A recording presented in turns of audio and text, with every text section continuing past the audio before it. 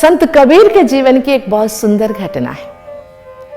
संत कबीर एक बार आंगन में बैठे हुए थे। एक गृहस्थी उनसे मिलने आए। बोले कि महाशय, हमारे घर में ना किसी से मेरा बनता नहीं है, झगड़ा ही झगड़ा होता है। मैं कुछ भी बोलूं उल्टा ही बोलते घर वाले सभी। मैं परेशान हो गया हूं, क्या करूं?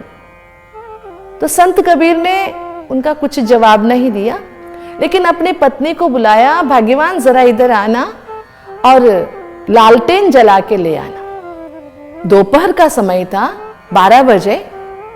इतना तेज धूप था, आंगन में बैठे थे, लेकिन कबीर ने अपने पत्नी को लालटेन लाने को कहा। एक गृहस्थी समझा ये तो पागल है, दिन में इतने उजाले में लालटेन मंगा रहा है, मेरे प्रश्न का जवाब तो नहीं दे रहा है और उल्टे में लालटेन मंगा रहा है। जब पत्नी लालटेन लेके आई, उसके बाद फिर आवाज लगाया कि थोड़ा मिठाई लेके आना। पत्नी आई, मिठाई के बदले नमकीन देके गई। तो एक गृहस्थ फिर सोचा दोनों पति पत्नी पागल है, ये दोपहर के खड़े धूप में लालटेन मंगाता है और वो पत्नी मिठाई के बदले नमकीन ला देती है।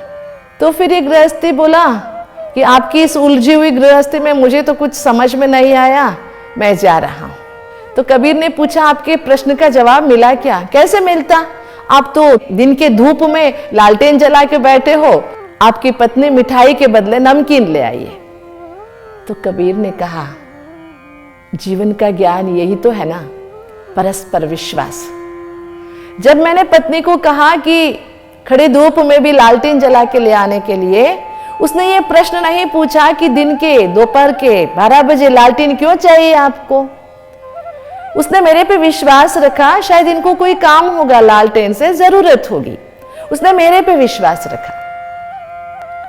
जब मैंने आवाज दी कि कुछ मिठाई ले आओ, वो नमकीन ले आई, तो मैंने भी कुछ अंदर से समझा शायद अंदर मिठाई नहीं होगी, इसीलिए इसने नमकीन ला दिया।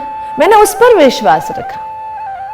मैंने ये नहीं सोचा कि ये मेरा निरादर कर रही है, उसने ये नहीं सोचा कि ये पागल का प्रश्न क्यों कर रहा है।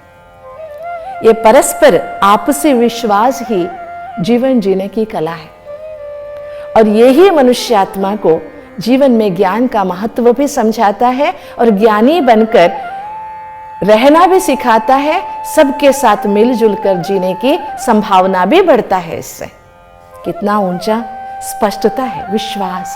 जहां विश्वास है वहां संशय नहीं, और अनुमान की कोई दवा नहीं है। अनुमान को बहुत बड़े से बड़ा रोग मानते हैं सभी। अनुमान माना संशय। इसीलिए परमात्मा कहते हैं कि संशय को छोड़ो, ज्ञान को अपनाओ, योगी जीवन बनाओ और जीवन संघर्ष में डटकर सामना करने के लिए उत्तिष्ठ खड़े हो जाओ। अंदर से मना अपने हृदय से इस ज्ञान को स्वीकार करो। वो तब होगा जब अंदर से संशय मिट जाएगा। अगर अंदर संशय को समाये रखे रहेंगे, संशय के कीड़ा को अंदर ही अंदर दबा के रखेंगे, एक दिन अंदर से खोखला कर देगा, बाहर से दिखावे मात्र की जिंदगी रहेगी। आज यही तो हो गया है। न पति का पत्नी पर विश्वास है, न पत्नी का पति पर विश्वास है, न माँ बाप का बच्चों पर, न बच्चों को माँ बाप पर। आपस में विश्वास नहीं होने के कारण ही मनुष्यात्मा बहुत दुखी है, बहुत दुखी। कोई किसका मोबाइल चेक कर रहा है, कोई किसका पॉकेट चेक कर रहा है, कोई किसके कपड़े सूंघ कर चेक कर रहा है, कोई किसका बैंक बैलेंस चेक कर रहा है। ये क्यों सब हो रहा है? इसका मूल कारण है विश्वास की कमी। संशयात्मा बन गए हैं। इसलिए खुद पे विश्वास रखो, खुदा पे विश्वास रखो, ज्ञान पे विश्वास रखो। अपने आप पर, सब पर विश्वास होगा। ये मैं नहीं कह रही हूं कि अंधा विश्वास रखो। कोई आ गया, आप बड़े दिल से दरवाजा खोल दिए, उसको अंदर ले लिए। अगर वो डाकू हो सकता है, आतंकवादी हो सकता है, मेरे कहने को अन्यथा नहीं लेना, अन्यथा नहीं लेना। जमाने के हिसाब से चलना है, लेकिन अपने अंदर को भी शक्तिशाली बनाना है।